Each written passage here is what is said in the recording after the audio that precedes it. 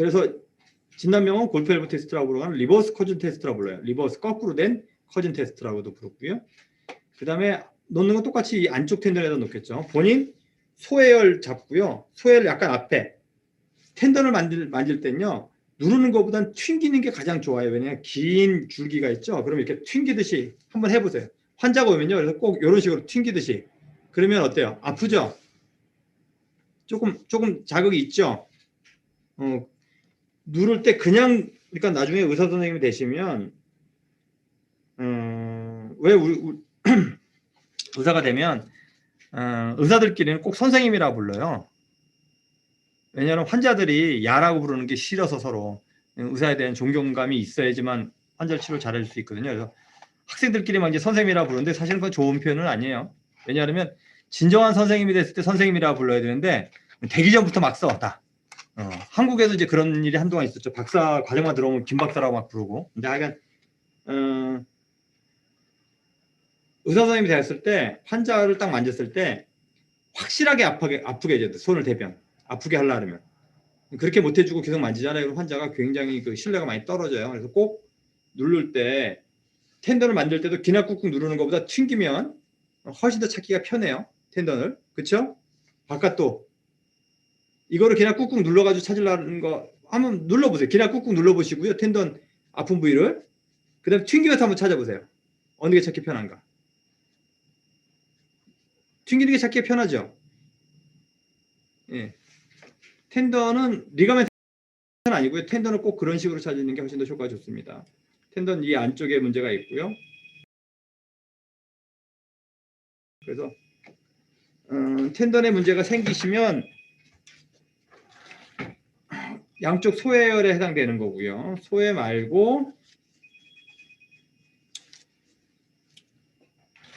머슬에다도 놔야 되는데 이분이 그 테니스 해볼 때는 수삼리에다 침 놓으라든지 뭐 이런 얘기를 하는데 팔에 있어서는 그런 얘기를 안 해. 아니, 소해에서는 골프 해봐서 여기서도 똑같이 이 안쪽에 머슬 벨리 있죠? 소장경 쪽 따라서 그 다음에 신경 쪽 따라서 머슬 벨리 여기다 침 놔주셔야 돼. 혈자리 이름이 중요한 게 아니고요. 왜냐하면 신경에는 여기 혈자리가 없죠. 있어요, 없어요? 그렇기 때문에 여기가 사실은 이제 아테리가 지나가는 부위라서 센서티브하긴 하지만 머슬을 정확하게 잡아서 그래서 머슬에다 정확하게 침을 넣으면 머슬을 본인이 이렇게 잡을 수 있죠. 달걀 앞에 텐던을 만질 때는요. 누르는 것보단 튕기는 게 가장 좋아요. 왜냐하면 긴 줄기가 있죠. 그럼 이렇게 튕기듯이 한번 해보세요. 환자가 오면요. 그래서 꼭 이런 식으로 튕기듯이. 그러면 어때요? 아프죠? 조금 자극이 있죠? 누를 때 그냥, 그러니까 나중에 의사 선생님이 되시면, 왜 의사가 되면, 의사들끼리는 꼭 선생님이라고 불러요. 왜냐하면 환자들이 야라고 부르는 게 싫어서 서로 의사에 대한 존경감이 있어야지만 환자를 치료 잘할 수 있거든요. 그래서 학생들끼리만 이제 선생님이라고 부르는데 사실은 그건 좋은 표현은 아니에요. 왜냐하면 진정한 선생님이 됐을 때 선생님이라고 불러야 되는데 되기 전부터 막 써, 다. 한국에도 이제 그런 일이 한동안 있었죠. 박사 과정만 들어오면 김 박사라고 막 부르고. 근데 하여간 의사 선생님이 되었을 때 환자를 딱 만졌을 때 확실히 그 다음에 침을 놓으시는 거예요. 자기가 견정에 이렇게 찝어보세요. 찝으면 찝히죠? 나중에 머슬 벨리 있죠? 왜냐하면 진정한 선생님이 됐을 때 선생님이라고 불러야 되는데 되기 전부터 막 써, 다. 한국에도 이제 그런 일이 한동안 있었죠. 박사 과정만 들어오면 김 박사라고 막 부르고. 근데 하여간 의사 선생님이 되었을 때 환자를 딱 만졌을 때 확실하게 아프게 해줘야 돼. 손을 대면 아프게 하려면 그렇게 못 해주고 계속 만지잖아요. 그럼 환자가 굉장히 그 신뢰가 많이 떨어져요. 그래서 꼭 누를 때 텐던을 만들 때도 기나 꾹꾹 누르는 것보다 튕기면 훨씬 더 찾기가 편해요. 텐던을. 그쵸? 바깥도 이거를 그냥 꾹꾹 눌러가지고 찾으려는 거 한번 눌러보세요. 그냥 꾹꾹 눌러보시고요. 텐던 아픈 부위를. 그 다음에 튕기면서 한번 찾아보세요. 어느 게 찾기 편한가. 튕기는 게 찾기가 편하죠. 예. 텐던은 리가멘트는 아니고요. 텐던은 꼭 그런 식으로 찾는 게 훨씬 더 효과가 좋습니다. 텐던 이 안쪽에 문제가 있고요. 그래서 텐던에 문제가 생기시면 양쪽 소해열에 해당되는 거고요. 소해 말고 머슬에다도 놔야 되는데 이분이 그 테니스 해볼 때는 수삼리에다 침 놓으라든지 뭐 이런 얘기를 하는데 팔에 있어서는 그런 얘기를 안 해. 아니, 소해에서는 골프 해봐서 여기서도 똑같이 이 안쪽에 머슬 벨리 있죠? 소장경 쪽 따라서 그 다음에 신경 쪽 따라서 머슬 벨리 여기다 침 놔주셔야 돼. 혈자리 이름이 중요한 게 아니고요. 왜냐하면 신경에는 여기 혈자리가 없죠. 있어요 없어요? 그렇기 때문에 여기가 사실은 이제 앞다리가 지나가는 부위라서 센서티브하긴 하지만 머슬을 정확하게 잡아서 그래서 머슬에다 정확하게 침을 넣으면 머슬을 본인이 이렇게 잡을 수 있죠. 달걀처럼 딱. 그래서 머슬을 잡아서 침을 놓으시면 혈관을 찌를 가능성이 훨씬 더 떨어져요. 기나기름 눌리잖아요. 이렇게 머슬이. 그렇죠? 그럼 머슬을 이렇게 찝어. 손으로. 그 다음에 침을 놓으시는 거예요. 자기가 견정에 이렇게 찝어보세요. 찝으면. 찝히죠? 찝은 상태에서 침을 놓으면 기흉을 일으키기가 적은데 찝지 않고 누르면 어떻게 돼요? 눌리죠. 손가락으로 눌리면. 예? 그래서 머슬들은 찝어서 침 놓는 게 훨씬 더 좋은 방법입니다. 이분이 소에만 얘기를 하다가 저 테니스 앨범 많은데요. 아니 골프 앨범은 테니스 앨범하고 똑같이 이해했으면 똑같이 쓰셔야 돼요. 그리고 이제 반대쪽 티슈 여기와 똑같은 티슈 반대쪽에 있으니까 썼고요.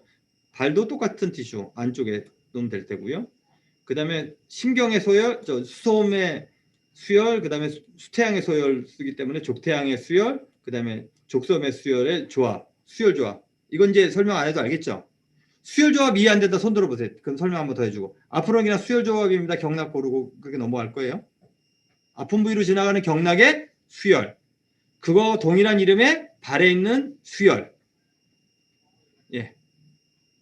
제일 중요한 건 아픈 경락을 찾는 거죠. 그래서 고전에서는 이렇게 심경과 수열, 심포경 요 혈들을 이제 서제스천을 줬는데 심경이나 그 통리나 완곡을 쓰는 것보다 저는 그냥 머슬 벨리에다 놓는 게 더 좋을 것 같고요. 그래서 저는 뭐라 하냐 테니스 엘보가 오면 텐더나이티스가 오면 텐던의 시작점 텐던의 근육이 아니라 텐던의 시작이 있고요. 제일 아픈데 텐던의 중간이에요. 중간이나 중간하고 그 머슬하고 경계죠. 그러면 머슬의 경계지역, 텐던, 많이 아픈 점, 텐던이 시작되는 부위. 요 세 부위가를 본인이 만약 테니스 엘보 같으면 곡지보다 앞에거든요. 거기가 제일 아픈 부위고요. 사실은 텐던이 시작되는 부위는 수삼리쯤이에요. 이해가 되세요? 수삼리부터 주료 사이에 본인이 주료 하나 놓고 수삼리 하나 놓고 그 다음에 제일 많이 아픈 텐던 부위에다가 두세 개 정도나 서너 개 정도를 놓고 그 다음에 머슬 벨리에다 놓고 그래서 텐더나이티스가 있으면 텐던에 아픈 데만 딱 놓는 게 아니라 아픈 데는 중앙이잖아요. 그래서 딱 텐던에 시작되는 부위 텐던이 끝나는 부위 그러니까 끝이죠. 좀 어려운데 머슬과 텐던이 만나는 부위 딱 놓으시고요. 그 다음에 머슬이 맨 끝에 가서 뼈에 닿는 부위는 놓으시고요. 실제로 아픈 거는 그 중앙에 있거든요. 항상 이 중앙에다만 놓지 말라는 얘기예요. 중앙에다 놓지만 앞뒤에도 꼭 하나씩 더 놔주시고 머슬 벨리 넣으면 올 텐던을 치료를 다 한 거죠. 쉽게 말하면. 그리고 그 텐던의 문제를 일으키는 머슬 벨리에다 치료를 하는 거죠. 그렇죠? 이 머슬 벨리라고 머슬 볼록하게 나온 알처럼 제일 굵은 데를 머슬 벨리라고 부르거든요. 이 부위는 침 넣기가 되게 쉽잖아요. 그렇죠? 근데 그 부위에 타우트 밴드가 대부분 만들어져 있어요. 텐더나이티스 환자들은. 그게 안 만들어진 사람들은 대부분 저절로 잘 해결됩니다. 왜냐하면 오늘 텐더나이티스 어깨에서 배울 때 똑같은 얘기를 하고 그냥 쑥 넘어갈 거예요. 그러니까 재방송을 한 2번까지는 해요. 한 3번 정도 하면 저는 더 이상 잘 안 해. 그건 다 안다라고 치고. 그래서 첫 번째 수업 1, 2, 3주 따라오는 게 되게 중요해요. 똑같은 얘기를 계속하면 새로운 얘기를 할 수가 없죠. 그래서 중간에 나 이해가 안 된다 그러면 허심탄회하게 손을 드셔도 되고요. 자기는 손을 들기 싫으면 마이크를 켜고 물어보셔도 돼요. 발은 들지 마시고. 그래서 정혈을 이제 마지막에 경락 중에서 제일 이제 심한 신경과 소장경에 우리 수태양이나 수소음이라 하잖아요. 수태양이나 수소음경에 정혈에다가 침을 놓는 건 이거는 통증이 너무 많이 심하거나 다른 오세혈로 해결이 안 될 때 그리고 손이 아프니까 후계신맥 조회 상지 문제는 후계신맥 조회를 후계신맥 조합을 제일 많이 쓴다. 그리고 앰플리칼 포인트는 고전에 없어요. 왜? 근데 이게 사실은 주통 그러면요. 그러니까 고전에는요 주내통, 주외통 이게 없어요. 그냥 주통 이렇게 돼 있어요. 팔꿈치 주자 쓰고요. 통. 고전 문헌을 찾아보면 다 찾아봤거든요. 그 책들도 있고요. 그러면 혈자리를 보고 안쪽에 온 환자들을 치료한 혈자리는 거의 찾을 수가 없어요. 손이나 귀에 쓸 수 있고요. 이거 텐더나이티스니까 똑같이 태충과 양릉천을 쓴 거고요. 이거는 이름 들은 꼭 아셨으면 좋겠다라고 얘가 얘기했죠. 아니면 이름을 모르더라도 나중에 찾아볼 수 있는 손가락 쪽, 새끼손가락이나 네 번째 손가락이 아프시면 엘보 쪽에서 눌리는 게 큐비탈 터널 신드롬이고요. 손목 쪽에서 아픈 거는 루니언 캐널 신드롬이라고 부르고 울라 터널 신드롬이라고 부르는데 손가락 환자가 이렇게가 저리다라 그래요. 그럼 이렇게 세 개가 저리는 건 뭐예요? 카팔 터널 신드롬이죠. 그래서 손바닥이 저리다, 손등이 아니에요. 손바닥이 저리다 그러면 엄지손가락도 세 개냐, 바깥쪽에 두 개냐에 따라서 바깥쪽 두 개면 큐비탈 터널이나 울라 터널 신드롬인 걸 체크를 해보셔야 돼요. 그러면 울라 터널 신드롬은 진단하기가 되게 어려워요.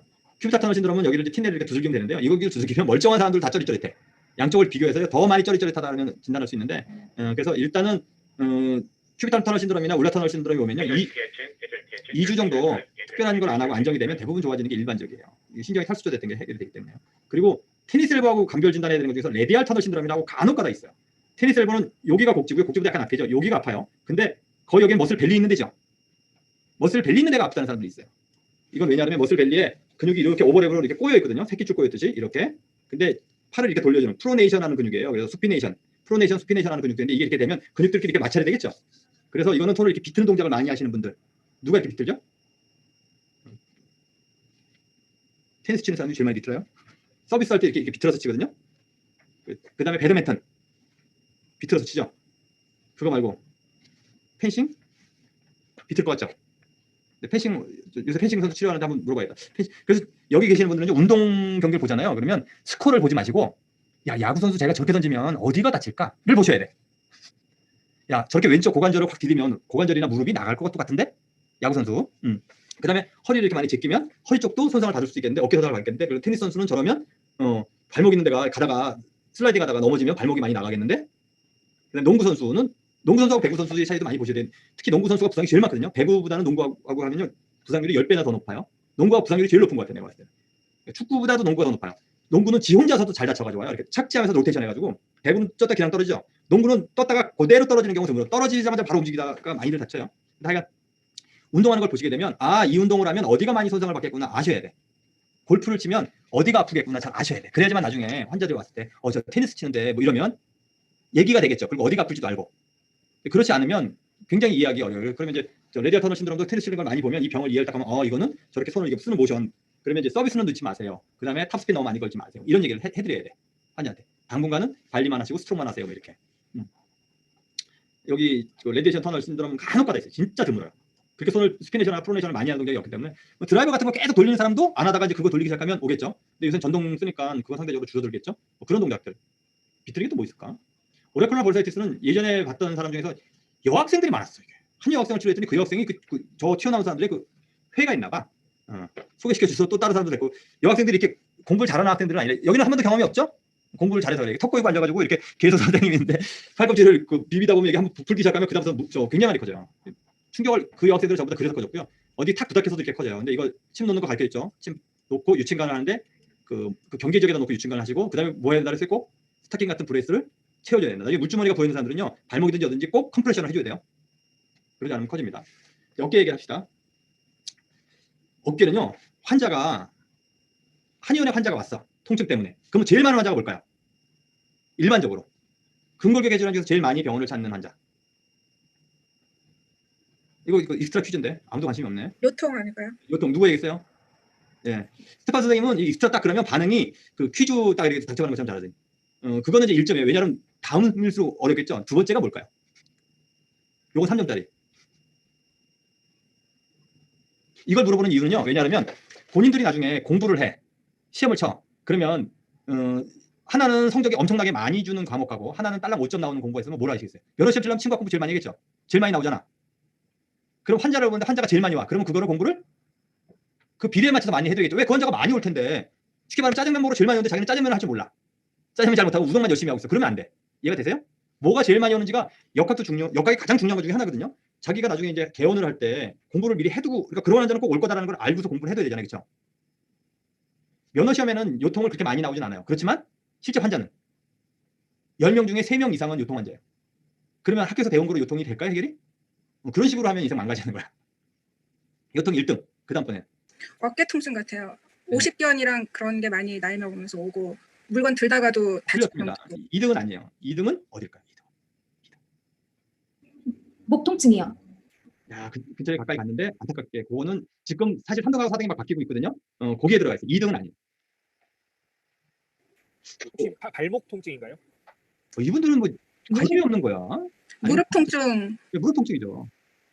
무릎 통증 환자가 두 번째, 요통 환자가 제일 많고요. 무릎 통증 환자가 두 번째고, 옛날에는 어깨 통증이었는데요. 요새 우리 그 스티브 잡스님 때문에 목 통증이 엄청나게 늘어나서 그래서 요새는 3등과 4등이 엎치락뒤치락 한다고 그래요. 그러면 본인이 이제 공부를 할 때 전체 공부를 이제 나중에 환자를 보는, 면허 말고 환자를 보는 공부를 한다 그러면 자기가 100시간을 공부를 한다든지 100일을 공부한다 그러면 50일을 뭐 해야 될까요? 50일을 요통 공부해야 되는 거예요. 이해가 되세요? 그 다음에 20일 무릎 공부하시고 20일 어깨 공부하시고 10일 목 공부하시거나 이런 식으로 하셔야 돼. 비중을 가시고. 그래서 요통 환자 보면 내가 막 얘기했는데 그 사람이 알고 보면 의사일지도 모른다는 생각으로 공부해 두셔야 돼. 옆집 아줌마를 치료해 주는 게 아니라 의사 선생님이 허리 아플 때 와서 치료받으면 제일 좋잖아요. 그렇죠? 그 정도로만 공부해 두시면 돼. 근데 카팔 터널 신드롬은요, 몰라도 돼. 오잖아요. 잘 모르면 그냥 보내도 돼. 몇 명이나 오겠어요. 그렇죠? 요통 환자를 거의 다 나서주고 어깨 아픈 사람을 거의 다 아파주고 그래야지만 카팔 터널 신드롬들이 와요. 특이한 환자들이. 그러니까 그러니까 여기 계시는 분들도 중집에 가자마자 팔보채, 뭐 난자원스, 유산슬 뭐 이런 거 아니면 뭐 저 빼칭닭 이런 거 시켜 드시나요? 아니죠. 대부분 가면 짜장면 먹고 짬뽕 드시고 탕수육 드시고 그래서 괜찮으면 중간 요리 먹고 그래도 괜찮으면 나중에 불도장 먹거나 코스 요리 먹거나 이렇게 가잖아요. 그렇죠? 여러분의 심리나 환자의 심리는 똑같아. 발목 아프면 발목 아픈 것부터 가고 허리 아픈 거 가고 이러다가 나중에 그 특이한 질환들을 치료를 하는 거예요. 본인이 자기는 불임을 열심히 보고 싶어. 안 와. 언제 봤다고 그분한테 내 불임을 치료를 해달라고 우기겠어요. 그거는 공부를 계속 해두시는 거예요. 자기가 메이저로 꼭 봐야 될 환자들. 그래서 제일 많이 봐야 될 거는 그 허리, 무릎, 어깨는 공부를 어마무시하게 많이 해두셔야 돼. 왜? 복잡하거든요, 상대적으로. 근데 시간을 제일 적게 들여서 할 수 있는 게 무릎이에요. 무릎은 조금만 공부하면요, 쉽게 나서줄 수 있어요. 근데 무릎하고 어깨로 따지면 어깨는요, 환자는 무릎보다 적은데 공부할 양은요, 10배나 더 많아요. 어렵기도 10배가 더 어렵고. 그래서 어깨는 좀 굉장히 어려운 부분이다라는 걸 이해를 하시고요. 허리하고 목은 치료하기가 쉽지 않은 부위고요. 허리는 진짜 공부를 많이 해주시면 치료를 열심히 잘 안 해도 환자한테 도움이 될 수 있는 걸 해줄 게 굉장히 많아요. 그래서 그런 것들은 그냥 책을 사서 보셔야 돼요. 요통이란 뭐 이런 설명되어 있는 거 있어요. 번역되어 있는 책 중에서 칼리어트라고 있어요. 레네 칼리어트라고, RENE 칼리어트라고, 영어로 CA 뭐라고 쓰는데 재활의학과 의사거든요. 레네 칼리어트라고. 아까 한번 볼까요? 생각난 김에.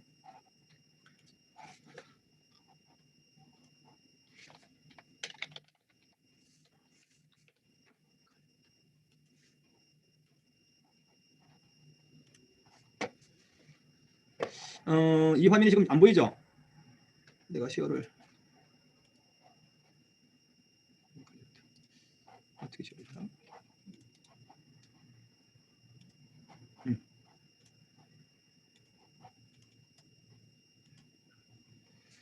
뉴 쉐어에 지금 보이죠? 레네 칼리어스라고. 안 보입니다. 안 보여 이게? 그러면 스크린 2. 안 보이지? 지금 보입니다. 이분이 레네 칼리어트라고 궁극의 의학에 매우 인기 있는 일련의 책을 잘 쓴 프랑스 조상의 미국 의사 이렇게 돼 있는데요.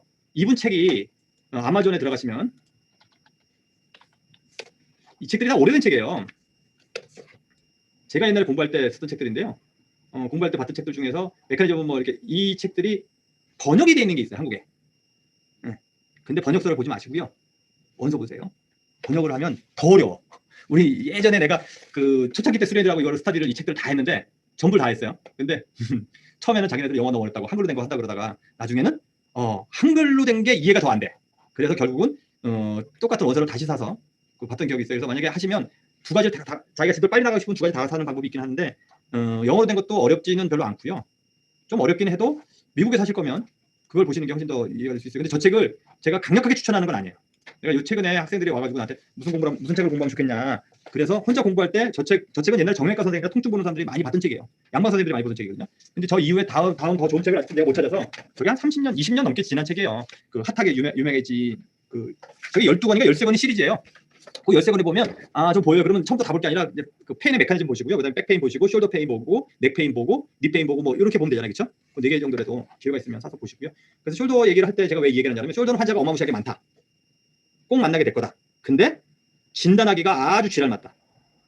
그래서 제가 한국에 있을 때 그 한국 한의사들 일산에 갔는데 일산 한의사들이 우리가 병원 들어온다고 되게 싫어해서 막 그러다가 자기네들 특강을 좀 해주면 그 데모 안 한다는 식으로 얘기를 해서 제가 보수교육을 해줬던 적이 있어요. 한의사들 모아놓고 허리 아픈 거하고 어깨 아픈 거. 근데 이제 어깨를 꼭 해달라고 어깨는 진단하기 굉장히 어렵거든요. 그래서 진단하는 걸 열심히 가르쳐주고 그랬는데 결국은 나중에는 자기가 치료하다가 안 되는 사람들 다 보내더라고. 그래서 내가 진단만 해서 보내주는 병원에 오면 진단을 다 해서 혈자리까지 다 써서 보내주는 그런 걸 했던 적이 있어요. 그만큼 한의사 수십 년 되신 분들도 어깨를 진단을 잘 하시는 게 굉장히 어려워요. 그래서 오늘은 어깨 진단에 대한 이해를 좀 잘 하고 하셨으면 하는 게 바람이에요. 왜? 진단에 따라서 치료가 다 틀려져요. 어깨.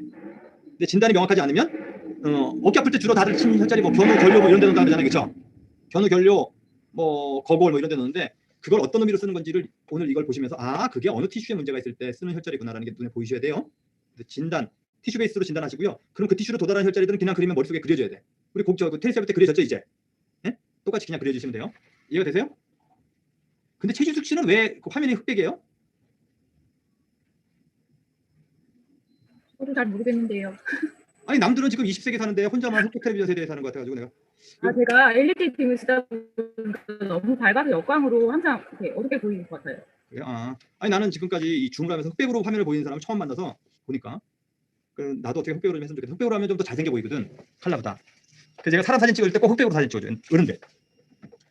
어른들이 칼라 사진 찍으면 다 싫어해요. 얼굴이 뭐 이렇게 보여서 흑백으로 찍잖아요. 그럼 피부가 깨끗해 보이잖아. 그리고 훨씬 더 그래서 DSLR로 흑백으로 사진 찍으면 인물들 다들 좋아들 해요. The shoulder comprises bones. 이거 간단하게 보고 넘어가세요 그냥. That connect the arm to the torso. 큰 아웃라인 보시면 Make up the shoulder joint include the clavicle, collarbone, scapula, shoulder blade, and humerus, all bones of the arm. 뼈들이 있고요. Two joints that work together. 스카플라하고 클라비클하고 그다음에 휴메러스가 있고 그 사이에 공간이 있고요. 그다음에 뼈들끼리 만나는 조인트가 있고요. 특히 저기 AC 조인트 같은 경우에는 관절염을 일으키게 되고 디테일하게 하나씩 볼 거거든요. 큰 틀 한번 보고 디테일로 가려고 그냥 이걸 오버뷰 하는 거라고 보시면 돼요. 그다음에 아크로미언 저 뼈 밑으로 우리가 만져지는 뼈 밑으로 휴메러스가 지나가는데 그 휴메러스 밑에 벌사하고 수프라스페너스 텐던이라는 게 있어요. 그 텐던이 염증을 제일 많이 일으키고요. 그다음에 글레노이드 휴메럴 포라멘이 있는데 그 포라멘 안쪽에 라브룸이 있는데 그게 잘 찢어지진 않아요.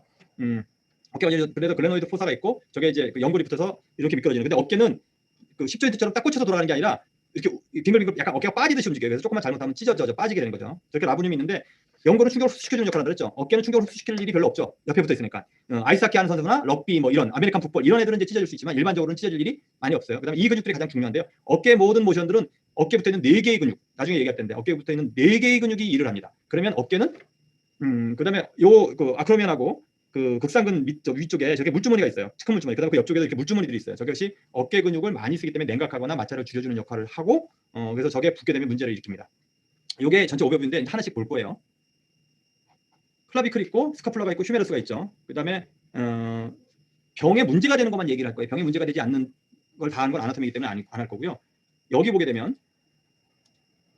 할 게 많아서 제 수업만 듣고서 어깨를 치료할 수 있다는 생각을 하지 마세요. 그냥 큰 그림만 컨셉만 가지시고 나중에 디테일을 계속 어깨나 허리나 무릎은 이 수업만으로 환자를 볼 수 있다 그러면요. 그분은 수업을 안 들었어도 할 수 있는 분이라고 볼 수 있어요. 여기 아크로미언하고 클라비클하고 여기가 어깨 유일하게 퇴행성 관절염이 오는 분이 여기예요. 나머지는 퇴행성 관절염이 안 옵니다. 근데 저 퇴행성 관절염이 의외로 많아요. 의외로 진단을 미스하는 경우가 많고요. 한 10%쯤 된다고 보시면 돼요. 8%? 굉장히 많은 퍼센트예요. 뼈에서 또 봐야 되는 게요. 여기에 레스 튜버클이라고 그레이트 튜버클이라는 게 있어요. 본인이 뼈를 잡히는데 어떻게 하냐면 겨드랑이 있죠. 겨드랑이에서 쭉 올라가요. 예? 쭉 올라가서 올라가서 팔에다가 겨드랑이에다 손을 올리는 게 아니라 팔에다 손을 올리는 거예요. 손에 쭉 올라가면 겨드랑이가 끝나고 나면 팔이 되죠. 팔이 돼서 거기서 바깥쪽으로 한 1cm, 3mm에서 5mm, 3mm에서 1cm 사이다 손을 놓고요. 손을 이렇게 외전, 내전을 해보세요. 거기에 뼈가 손으로 딱 눌러가지고 이렇게 홈이 있다는 걸 찾아내셔야 돼. 찾아내셨어요? 이거 못 찾아내시면 진단을 못해. 이걸 꼭 찾아내주셔야 돼. 이 그루브를. 이거를 인터튜버클라 그루브라고 얘기를 해요. 이 앞에가 레서튜버클이라 해서 여기는 나중에 보면 이제 뒤에 가서 얘기를 하지만 견갑하근이 붙고요. 이 그레이트 튜버클에는 여기에 극상근이 붙고 그다음에 극하근이 붙고 소음근이 붙고 이런 식으로 이제 붙거든요. 그래서 그다음에 바이셉스가 요로 이렇게 지나가요. 그래서 요 튜버클을 찾느냐 못 찾느냐에 따라서 어깨 치료를 얼마나 잘할 수 있느냐를 찾아낼 수 있어요. 그래서 본인의 그래서 이제 주위에 친구들도 만져보시고요.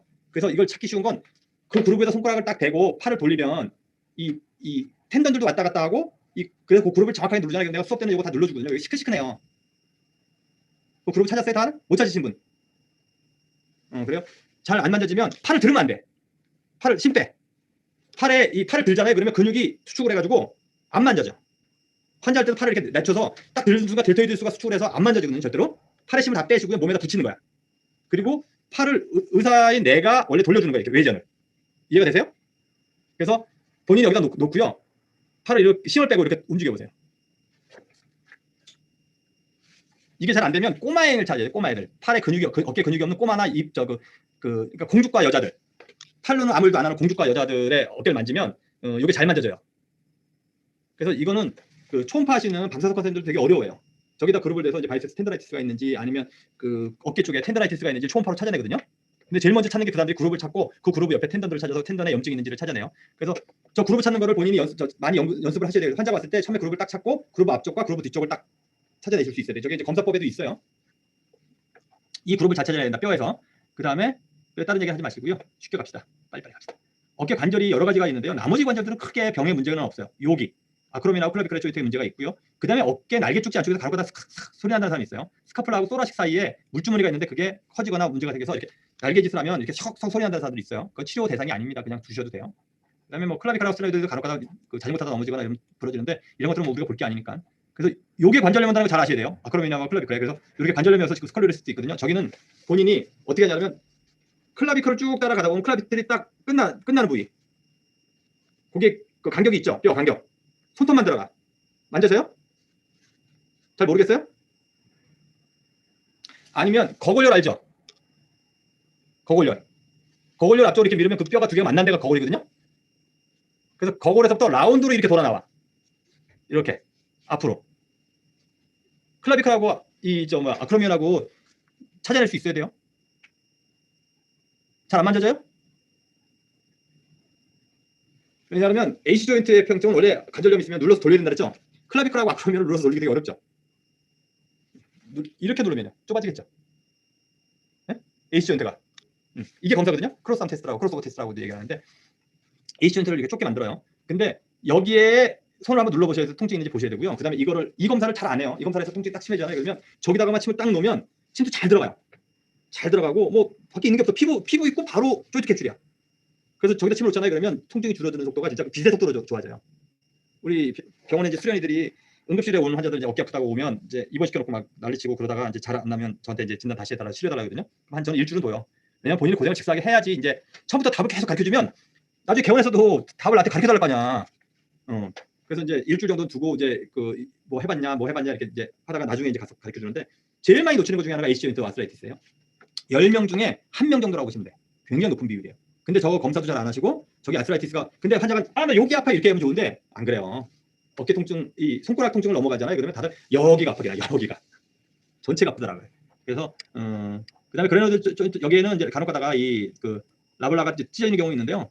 아주 많이 찢어지지 않으면 일반인들은 그냥 수술 안 하고 그냥 두셔요. 그리고 뭐 야구 선수 아닌 한 그냥 두시죠. 그다음에 스카플라하고 여기에 이제 그 소라식 사이에 물주머니가 있는데 이 볼사가 커지거나 이러면 석석 소리가 나요. 스카플라하고 소라식하고 이렇게 움직이는 거에 대한 얘기를 뒤에서 잠깐 할 거고요. 조인트 요거는 그냥 여기 이거는 한번 봅시다. 조인트 캡슐이 글래드 포사 조인트 캡슐이 이렇게 내려오다가 이 밑에가 이렇게 볼록하게 늘어져 있죠. 이 늘어져 있는 게 우리가 팔은 굉장히 다양하게 굉장히 넓게 움직이죠. 가장 넓게 움직여요. 그러면 타이트하면 어떻게 될까요? 다양하게 움직이기 어렵겠죠. 그래서 어깨는 사실은 밑으로 이렇게 빠지듯이 해서 이렇게 들을 때는요. 어깨가 밑으로 드롭되면서 올라가는 거예요. 그러니까 그 상태에서 올라가는 게 아니라 이 어깨 관절이 밑으로 떨어져 주면서 팔이 들리는 거예요. 그러면 여기 주머니가 여유가 있어야겠죠. 저 주머니에 여유가 없어지는 게 오십견이에요. 이 주머니가 타이트하게 쪼그라들어 버리는 게 오십견이에요. 그러면 이 주머니가 이렇게 줄어들어 버리는 거거든요. 나중에 이제 오십견에서 배울 거예요. 그다음에 인대 중에서는 요 인대가 문제가 되는 거고요. 어깨는 인대가 많기는 해요. 어느 정도. 근데 인대가 일을 할까요? 안 할까요? 별로 안 하죠. 인대는 가동 범위를 제한시키는데 어깨 가동 범위는 거의 제한되지 않죠. 그러니까 어깨 손상은 거의 오지도 않아요. 제한해야 되는데 제한을 안 하니까 뭐 그 오버될 일도 없죠. 근데 문제가 되는 인대는요. 코라코 그 아크로미언 리가멘트인데 아크로미언하고 코라코이드 사이에 이렇게 리가멘트가 있는데 이 리가멘트가 문제를 일으키는 게 아니라 이 리가멘트 밑으로 벌스하고 텐던이 지나가는데 이런을 누르는 역할을 해요. 그래서 양방에서 이거를 간혹가다 째서 없애버려요. 뭐 그거는 뭐 그냥 그렇게만 이해하시면 되고요. 그다음에 그 글래너드 포사에 그 이렇게 카틸라지가 붙어 있죠. 근데 저게 찢어질 일은 거의 없다. 그다음에 간혹가다가 이게 이제 떨어지는 경우는 있죠. 이 붙어 있는 부분이 뭐 그것도 문제가 없고요. 신경 봤죠. 메디안 러브하고 레디얼 러브하고 팔에서 지나가는 건 우선 봤었고 이게 어디로 지나가냐면 겨드랑이 밑으로 지나가요. 겨드랑이 밑으로 굉장히 큰 아테리가 지나가죠. 클라비클을 넘어서 클라비클 밑으로 빠져서 겨드랑이를 타고 이렇게 내려가거든요. 그래서 그 겨드랑이 쪽에 혈자리가 극천열밖에 없죠. 근데 극천열 앞에 있고 겨드랑이에 침을 놓으라 그래 놓으라고 안 그래요. 놀라 그래도 간지러워서 잘 못 맞죠, 그렇죠? 그래서 이제 그 겨드랑이에 큰 아테리가 지나간다는 걸 아셔야 되고요.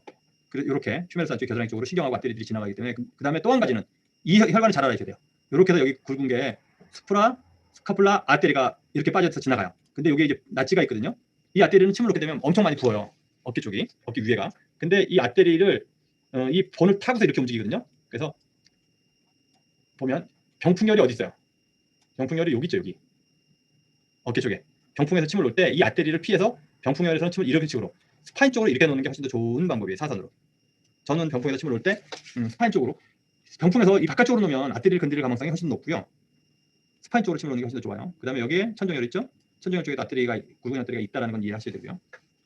병풍열 놓을 때만 아테리 주의하시면 된다는 얘기예요. 그 다음에 벌사가 아크로미언 밑에, 코라코이도 아크로미언, 코라코 아크로미언 리가멘트 밑으로 벌사가 이렇게 물주머니가 매달려 있어요. 이 안에. 그래서 물주머니가 이렇게 보이죠? 물주머니. 근데 그 물주머니 밑에 극상근이 붙어 있어요. 이 근육은 뒤에 가서 얘기할 거예요. 근육이 하나, 텐던이 하나 들어가 있어. 그럼 이 물주머니가 많이 붙게 되면 저 텐던은 찌그러지겠죠, 굉장히. 혈액 공급이 훨씬 더 안 되겠죠. 그래서 물주머니가 붙게 되면 텐던은 자동으로 병을 갖게 되겠죠. 그걸 우리가 보통 임핑지먼트 신드롬이라고 뒤에 가서 다시 설명할 텐데, 그래서 이 두 개가 같이 오는 게 일반적이에요. 물론 벌사이티스만 딱 와서 그 문제가 되는 경우도 있어요. 어떤 냐면 며칠 안 되는 경우. 갑자기 어깨에 공을 많이 안 던지거나 해서 벌사이티스가 오면 2, 3일 동안은 벌사이티스만 있어요. 그럴 때는 치료를 딱 해주면 빨리 날 수 있어요. 하여튼 벌사가 여기 들어있다는 건, 이 벌사를 침 넣어주는 건 굉장히 중요한 일이고요. 견우, 거골, 결료 다 이 벌사를 침 넣을 수 있겠죠. 근데 이 벌사는 어떻게 되냐면 원래 이렇게 휴메러스 위에 붙어있다가요. 코라코이도 아크로미언 리가멘트 밑에 있다 그랬죠. 얘가 이렇게 왔다가 갔다가 이렇게 해요. 그래서 간혹가다 팔이 잘 안 들어져요. 근데 침을 딱 넣는데 갑자기 팔이 번쩍 들어진다는 사람 있죠. 저 벌사가 빠져나가는 거야. 벌사가 끼는 게 충돌 증후군이라고 얘기를 하거든요. 이게 이 리가멘트 밑에 딱 껴가지고 꼼짝을 못해. 저게 이제 작을 때는 왔다 갔다 하죠. 근데 너무 커져 있어. 그러면 빠져야 되는데 안 빠지겠죠, 잘. 이해가 되세요? 근데 침을 놓고 팔을 막 움직이다 보면 어느 순간 저게 쑥 빠져. 그럼 팔이 번쩍 들어지는 거야. 그걸 오십견하고 제일 많이 착각을 해요. 오십견인데 침 한 번 맞고 팔이 번쩍 들어졌다. 절대 오십견 아닙니다. 그거는 오십견은 그렇게 좋아질 수 있는 병이 아니고요. 벌사이티스예요. 그래서 벌사가 이렇게 붙어있는데, 벌사가 서브아크로미언 벌사도 있고요, 델토이드 벌사도 있고, 벌사가 여러 개 있어요. 근데 이것들이 서로 다 연결이 돼 있어요. 그래서 이 서브아크로미언 벌사만 잘 뚫어주면 나머지 벌사들 사이즈도 다 줄어듭니다. 여기 보면 잘 보면 여기 리가멘트가 있고, 트랜스버스가 여기 뭐 이렇게 지나가는데 여기 물주머니 하나 매달렸죠. 여기 요게 바이셉스 텐던이고요. 바이셉스 끝에 붙어있는 시노비엄이에요. 제가 카팔 터널 신드롬 얘기나 득교병 얘기할 때 테노시노바이티스 중에서 제일 유명한 게 바이셉스 테노시노바이티스라고 잠깐 얘기했던 기억이 있을 거예요. 쟤도 시노비엄하고 똑같이 치료하는 거예요. 그러면 어떻게 돼요? 횡으로 이렇게 치료하겠죠. 따라서 뒤에 오늘 다 볼 거예요. 벌써 동영상 한번 봅시다. 어떻게 붙어있는지 알겠죠? 벌써 동영상이 유튜브에 이거 하나밖에 없어. 아무리 찾아봐도. 그래서 보셔야 되는 게 이 뼈 밑에 아크로미언, 본인이 만지는 아크로미언 밑에 견우 사이를 견우부를 꾹 눌러보세요. 그럼 견우 부위 이렇게 누르면 약간 몰캉몰캉해요, 안 해요? 텐션이 있죠? 네? 그게 서브아크로미언 벌사가 있는 거예요. 그러면 견우에서도 침을 이렇게 탁 찌르면 피부를 뚫고 내려가서 피하지방 뚫고 내려가서 뭘 제일 먼저 만날까요? 서브아크로미언 벌사를 제일 먼저 만나는 거예요. 그래서 거를 덜 뚫고 내려가면 누굴 만날까요? 텐던을 만나겠죠. 그럼 텐던에다 침을 놓으면 벌사는 자동으로 침을 맞은 거죠. 벌사를 피해서 텐던에다 침 넣는 건 굉장히 어려운 일이에요. 벌사가 크기 때문에. 이해가 되셨어요? 어깨병의 90%가 서브아크로미언 벌사와 텐던에서 와요. 8, 90%가. 그러니까 견우가 넘버 원인 거야. 어깨 아픈데 치료하는. 근데 그걸 피부에다만 매달으면 될까요, 안 될까요? 근데 피부에다 매달는 사람이 있을까 없을까요, 한의사 중에? 많아요. 피부병이 아닌데. 서브스카플라 벌사도 있는데 이거는 뭐 큰 문제가 안 되고요. 제일 중요한 겁시다. 제일 중요한 거. 어깨에서 제일 중요한 거. 회전근개라고 얘기하는 거. 이거 누구 등판하고 비슷하게 생기지 않았어요? 이게 내가 벗었을 때 모습인데. 얼굴 차마 보여줄 순 없고. 안 믿으세요? 나래도 안 믿겠다. 색깔이 틀리잖아, 일단. 내가 좀 까맣긴 해도 이 사람 근육이 굉장히 좋죠. 어깨에, 보통 사람들이 어깨 근육 얘기하면요, 델토이드 얘기를 많이들 해요. 어깨 근육. 델토이드는요, 어깨 옷 입을 때 여자나 남자나 정장 같은 거 있으면 뽕 들어있죠. 델토이드 역할은요, 뽕 역할이에요. 뽕 역할. 보기 좋게 하고요, 보호해주는 역할을 하는 거지 무브먼트하는 역할을 덜 해요. 이해가 되세요? 어깨의 제일 중요한 근육은요, 요 4개의 근육이에요. 저걸 회전근개라고 얘기를 하고요, 로테이스 커프라고 얘기를 해요. 그래서 로테이스 커프는 반드시 암기하고 계셔야 돼. 네? 그러면 우리 한글로 먼저 봅시다. 내가 특별히 한국분들 위해서 극이라고 그래요. 이게 스카플라죠. 스카플라. 네? 스카플라의 중앙에 이 가시처럼 이렇게 하나 툭 붉어져 있는 거 있죠. 본인 만지면 뼈 만져지잖아요, 뒤에. 그렇죠? 병풍 견정을 밑으로 쭉 내려가다 보면 천정 사이에 뭐가 뼈 있죠. 만져져요? 길게 옆으로 가는 그 뼈 만져지시죠? 이걸 극이라고 불러요. 스파인. 극. 그러면 극 위에 붙어 있는 거는 뭐라고 부를까요? 극상근이라고 부르겠죠. 예? 극 밑에 있는 근육은 극하근이라고 부르겠죠. 그럼 영어로는 수프라가 어떻게 돼요? 위에 있는 거죠. 그렇죠? 수프라 스피네투스, 극상근. 인프라는 밑으로 내려가는 거죠. 인프라 스피네투스. 그러면 이제 이쪽에 이 스카플라 이 뒷면에 붙어 있는 2개의 근육은 이해가 됐죠. 위에 아래. 그러면 안쪽에도 하나 붙어 있어. 붙이게 뒤집는 것처럼 딱 뒤집으면 스카플을 딱 뒤집으면 안쪽에. 그거는 견갑 밑에 있다. 이 아래 깔려 있잖아요, 그렇죠? 서브스카플라 견갑 아래에 있다. 견갑 하근이라고 부르거나 서브스카플라리스라고 불러. 예? 이 세 가지는 이해가 잘 됐죠? 스카플라를 딱 보면 아랫면, 위에, 아래 이렇게 뒤에서 보면 뒤에는 상팔선으로 이렇게 나눠져 있잖아요, 그렇죠? 그러니까 간단히 앞면에 하나, 뒷면에 하나 있으면 좋겠는데 뒷면에는 두 개인 거야. 위에 하나, 아래 하나. 극상근, 극하근, 견갑하근. 이거 꼭 외우셔야 돼. 세 개. 이걸 세 개를 외우는 게 소원이야, 여기 있는 분들의. 나머지 하나가 소원근이야. 대원근이 아니고. 소원근은요, 여기서부터 이렇게부터 이제 뒤에 가서 다시 한번 소원근을 따로 보실 거예요. 근데 소원근의 작용이 사실은 제일 미미해요. 이 세 가지 중에서. 그럼 저 세 가지 중에서 큰형이 누굴 것 같아? 큰형. 제일 일을 많이 하고 제일 뭐 그 문제도 많이 일으키고 병났다 그러면 제일 것 같은 거. 셋 중에서. 극상근이 1위예요. 그래서 회전근개 병변이다라고 얘기를 하잖아요. 그러면 극상근의 문제가 80%다 이렇게 생각하시면 돼. 왜냐하면 사실은 아유 이신의 집 애들이 개판이야 이렇게 얘기하지만 가장 그 망나니 짓을 하는 놈 따라 하나 있죠. 왜냐하면 회전근개 병변이라고 회전근개 로테스커프테어라든지 옛날 진단명은 그렇게 돼 있어요. 그건 전혀 바뀔 거거든요. 옛날에는 저거를 진단 다 하기가 어려웠어요. MRI도 없고 초음파도 잘 안 하니까. 근데 이제는 점점 더 바뀔 거예요, 진단명이. 그래서 로테스커프 중에서 제일 많은 게 극상근의 문제예요. 그러면 어깨 아픈 환자는 어떤 걸 제일 먼저 어깨는 극상근이라는 게 이제 무슨 역할을 하면 이 위에 붙어 있죠. 이 위에. 그럼 얘가 수축하면 팔이 어떻게 돼요? 팔이 들리죠. 예? 예. 그 역할을 하는 거예요. 그러면 근육을 한번 보고 나중에 운동 얘기 따라 합시다. 이게 서브스카플레이션 앞쪽에서 본 거고, 그렇죠? 뒤에서 보면 스프라스피네투스, 그 인프라스피네투스. 그다음에 요 인프라스피네투스 밑에 요렇게 소원근이라고 하나 더 붙어 있어요. 이해가 되세요? 그러면 요 근육 두 개가 수축하면 어떻게 돼? 팔이 밖으로 돌아가겠죠. 이 안쪽에 있는 서브스카플라리스가 수축하면 팔이 안으로 돌아가겠죠. 예. 근데 우리가 팔을 움직일 때 팔을 이렇게 몸에다 딱 붙이고 돌리는 동작은 얼마나요? 얼마 안 하죠. 일단 들어서 돌리거나 들고 나서 돌리거나 뭔가를 하죠. 그럼 극상근은 항상 뛰어. 우리가 팔을 쓴다는 동작 자체가 극상근을 일단 시작을 해. 근데 더 웃긴 건 뭔지 아세요? 본인이 그냥 가만히 앉아있으면 극상근이 팔이 떨어져 나가지 않게끔 잡아 당겨주고 있어요. 그래서 우리 몸 중에서 한시도 거의 안 쉬고 일을 하는, 누워서 자기 전까지 한시도 일을 안 하는지 않는 근육이 뭐냐 그러면 극상근이에요. 팔 안 떨어지는 거 극상근 때문에 그래요. 그래서 중풍환자들이 극상근이 떨어지거든요. 그래서 중풍환자들 팔이 빠진다고. 그러면 팔이 빠지면 내과 선생님을 치면 어디다 놓는지 아세요? 팔 빠지는 여기다 놓지. 어깨가 막 벌어지니까. 인대가 벌어져서 그렇다면서. 어깨는요, 인대가 팔 떨어져 나가지 않게 잡아주는 게 아니고요, 근육이 잡아주는 거예요.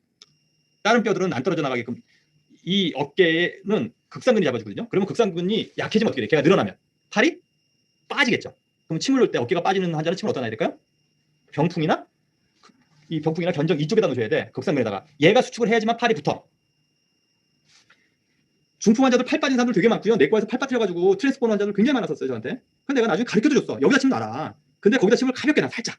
왜 내과에서 침을 깊게 안 놓거든. 잘 모르니까. 여기 왔을 때도 한 사람 팔 빠져가지고 거의 팔 빠진 중풍 환자 3년이 지났는데도 팔 빠지더라고. 경희도 갔다 왔는데도. 그래가지고 팔 빠진 거 이제 치료. 그런데 이쪽에 간단하게 팔이 왜 빠지냐면 극상근이 약해져서 극상근이 수축을 못해서 빠지는 거거든요. 그럼 극상근이 수축할 수 있게끔 만들어주면 안 빠지겠죠. 근데 극상근은 침 한 번도 안 놓고 팔이 안 빠지기를 기도하며 팔이 안 빠지겠냐고. 팔이 빠지지. 나중에 중풍 환자가 오잖아요. 그러면 기본적으로 그래서 옛날에 고전에 보면 중풍 7초에 견정혈이 들어있어요, 안 들어있어요? 들어있는데 견정혈보다는 더 깊게 병풍 쪽에서 더 깊이 넣어줘야 돼. 극상근에다 넣어줘야 돼. 팔이 안 빠지게끔. 그걸 안 넣으시면 해결이 안 돼요. 그러면 환자가 이렇게 팔을 들어줄 때 눌러 내가. 그럼 아프다 그래. 그러면 어느 근육의 문제예요? 극상근이 일을 할 때 극상근을 못하게 하는 거죠. 팔을 내가 뒤로 돌리려고 하는데 못 들어가게. 그러면 소원근이나 극하근이 문제인 거죠. 안으로 내가 돌리려고 하는데 정을 주니까 아프다 그래. 그러면 여기 분들은 이제 수업 안 들어도 돼. 이제 다 이해했어 이제. 다음 주에 그냥 기말고사 칠까? 그래서 이 근육을 진짜 이해를 잘 하셔야 돼요. 그래서 여기 극상근 있고 견갑하근 있죠. 견갑하근은 그래서 안쪽에 붙어 있어요. 그러니까 아까 우리 그루브 찾았죠? 이 그루브를 찾고 그루브 앞에가 레스터 튜버클이고 뒤에가 그레이터 튜버클이 했죠.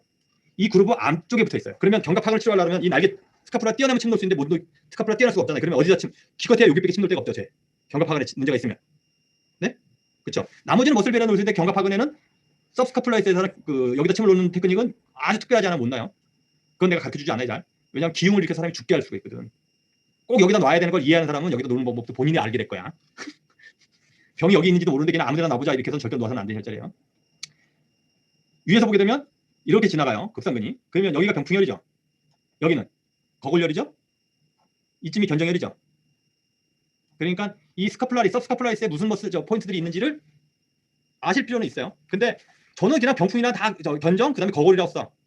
서브스카플에다 침 놓을 때는 그냥 스프라스피네스에다 놓을 때는. 그러면 거골에서 견우 쪽으로 이렇게 침이 나가면 어떻게 돼요? 그러면 벌써도 뚫고 텐던까지 침을 놓게 되면 어떻게 돼요? 거울에서 견으로 침 나올 수 있죠. 견으에서 이렇게 들어갈 수 있고 결로 이렇게 되는 거예요. 로테이션 그림 한번 보면서 한번 봅시다. 잘 보죠 이건. 뒤에 쪽에 근육이 수축하게 되면 팔이 바깥쪽으로 돌아가는데 안쪽 근육은 이완대주죠. 이게 또 중요한 키예요. 이완대주는 거. 안쪽 근육이 수축하면 인터널 로테이션 하는데 바깥쪽 근육이 이완대줘야 돼요. 그래서 텐던이 이렇게 붙어있는데 그림을 한번 보면 이게 그루브죠. 그루브 앞쪽에 서브스카플라리스가 있어요. 위에가 스프라스피네투스가 있고요. 그 뒤에 인프라스피네투스, 그 뒤에가 그 테레이스 마이너 이렇게 돼 있어요. 그래서 C 이렇게 보면 돼. SSIT. 그래서 SSIT 이렇게 붙어 있는데 이거는 이제 SITS 뭐 이렇게 붙어 있는데 이건 잘못된 거고요. SSIT 이렇게 붙어 있어요. 그래서 이렇게 붙어 있고 여기 붙어 있고 여기 붙어 있으면 이 텐던들에다 침을 놓거나 머슬 벨리에다 침을 놓거나 둘 중에 하나 내야 되잖아요. 그렇죠? 원래 둘 다 내야 되고. 그러면 텐던은 여기 붙어 있고 머슬 벨리는 스프라스피네투스, 인프라스피네투스, 테레이스 마이너스는 쉽죠. 서브스카플라리스는 굉장히 침 놓기 어렵다. 그래서 서브스카플라리스 병이 들으면 치료를 잘 못해요. 이거는 겨드랑이 쪽에서 치료를 하거나 이렇게 돼야 돼요. 그래서 이렇게 인프라스피네투스, 테레이스 마이너스 겨드랑이 쪽에 이렇게. 그럼 여기는 견정혈, 그 소장경의 견정혈에 해당되죠. 여기. 그래서 오리진하고 저 인설션을 잘 보시고요. 머슬벨리 여기 천정. 그래서 천정에다 침 넣는 건 뭐겠어요? 극하근의 문제가 있을 때 침 넣는 거예요. 소원근 이렇게 돼 있죠. 그러면 환자가 나 팔이 이렇게 안 돌아가요. 그러면 누가 문제겠어요?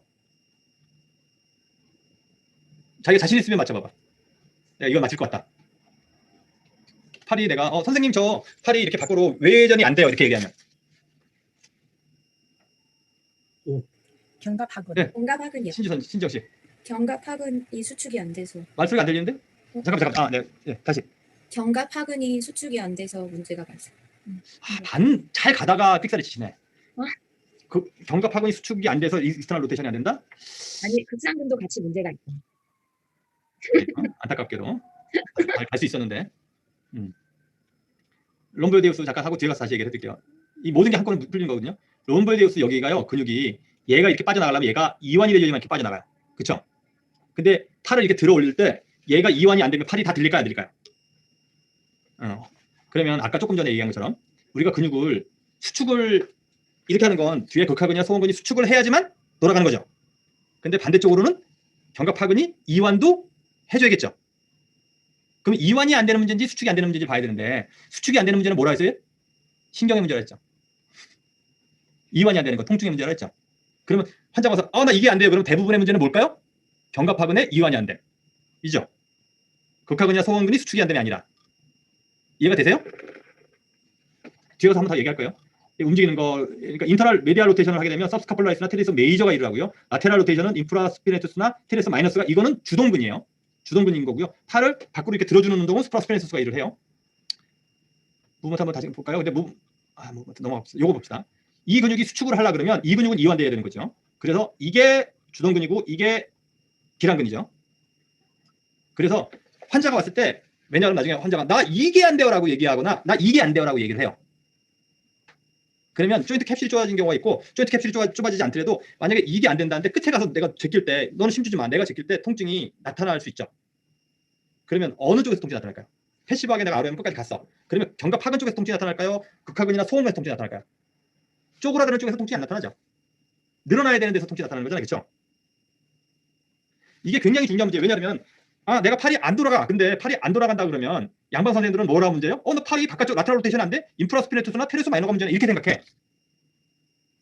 왜? 걔가 주동근이니까. 근데 걔가 될 때 내가 제대로 안 되면서 아파. 그러면 수축이 안 되는 문제인지를 보고 수축이 제대로 안 된다 그러면 거기 걔를 치료하는 건 오케이. 근데 수축이 안 되는 게 아니라 이완이 안 되는 거예요. 그러면 내가 허리가 안 구부러져요. 이렇게 얘기하면 배에다 침 넣는 거하고 똑같은 거야. 내가 허리를 잘 못 숙이겠어요. 배